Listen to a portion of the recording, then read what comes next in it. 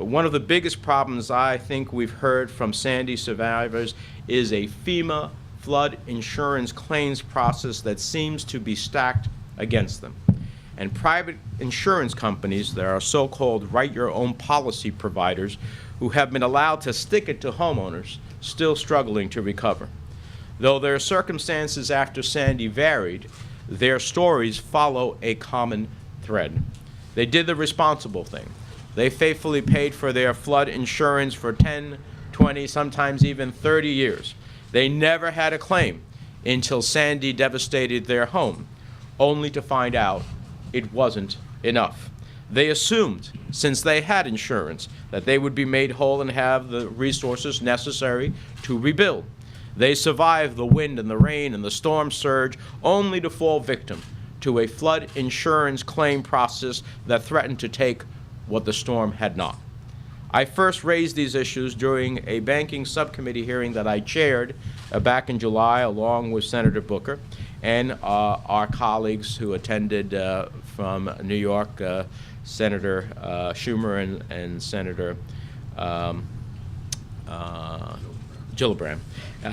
Administrator Fugate at that hearing, the Administrator of FEMA, promised to make things right. But we found FEMA continuing to drag its feet, refusing to make good on those promises and improve the lives of countless of Sandy victims. And Senator Booker and I continued to press FEMA to take immediate action. We offered 4 simple solutions to fix this broken system. And just this week, after we met face-to-face with Administrator Fugate in Washington to again stress this immediate action with our New York colleagues, I'm pleased to report today that FEMA has answered our call.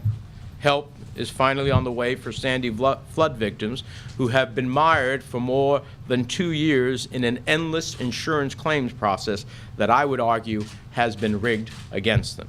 Today, FEMA has agreed to adopt our recommendations and take 4 specific actions. First, FEMA has committed to fixing a perverse incentive that exists in the insurance companies to lowball claims by creating a balanced penalty structure that punishes these companies for underpayments just as much as it punishes them for overpayments. In the coming weeks, I will organize a task force composed of members of Congress, FEMA, and insurance companies to strike the right balance so that the only incentive created is simply to get the claim right. Currently, FEMA has no meaningful punishment for insurance companies that lowball homeowners, even when they acknowledge it happened. And yet, if they overpay a homeowner, the write-your-own insurance companies are on the hook for every extra penny spent. While we certainly understand the need to protect taxpayers from waste and fraud and abuse, we equally want to protect homeowners from getting swindled out of money they deserve. Because of our assistance in today's actions by FEMA, this will change. Second, I'm pleased to announce that Administrator Fugate has committed to demanding all engineering reports that were secretly modified be provided to policyholders. And as they say, where there's smoke, there's fire. Recently, a New York court revealed that engineering firms hired by insurance companies engage in a pervasive practice, issuing, to quote the court, baseless reports in order to reduce the amount of money provided to homeowners.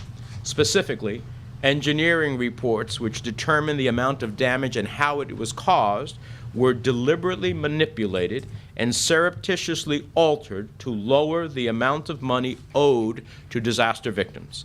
Put another way, the insurance company switched out the accurate assessment of the home's damage and replaced it with one that could justify denying the homeowner money. I call this the switcheroo to deny you. These one-sided changes were hidden from policyholders and, in the words of U.S. Magistrate Judge Brown, journeyed beyond misleading into the realm of misrepresentation. Why is it that when policyholders conceal or provide erroneous information, it's called insurance fraud, but when the insurance companies engage in the same sinister practice, they get a free pass? That can't happen. If they're doing the right thing by the policyholder, then they should have nothing to hide.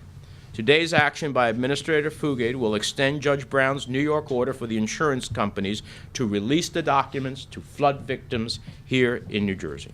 There needs to be transparency so that insurance companies can't get away with sticking it to the homeowners, and thanks to this reform, that is what we'll have.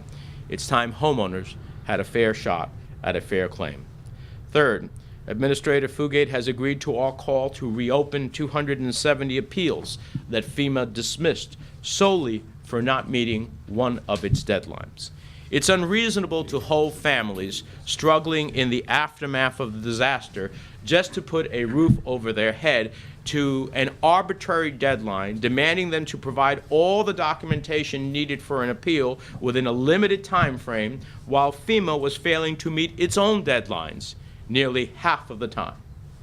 It's my view that if FEMA can't meet its own deadlines under the law, they can't penalize disaster victims for not meeting theirs. It was simply unfair to leave these people out in the cold because of an arbitrary date, and I'm pleased that that will no longer be the case. Lastly, Administrator Fugate has made a commitment to expedite placement of a strong flood insurance advocate within FEMA to help homeowners navigate the complex process of filing claims and appeals. I created this office in the Homeowners Flood Insurance Affordability Act that was signed into law earlier this year to stand up and be a true advocate for the people. Disaster victims need someone on their side, on the inside, and not to have to spend enormous amounts of money on lawyers in order to make their claim. Together, these 4 reforms will inject fairness and level the playing field for homeowners that have been forced to fight an uphill battle. This is, in essence, the most important part of our job, to hear from New Jerseyans on the ground about the real-life issues they're facing, and then to fight to make their lives better. From the Sea Caucus Marina to an individual homeowner's battles with FEMA and their insurance company, I personally will never stop fighting for New Jersey. And as long as I have a voice, so too will the people of New Jersey.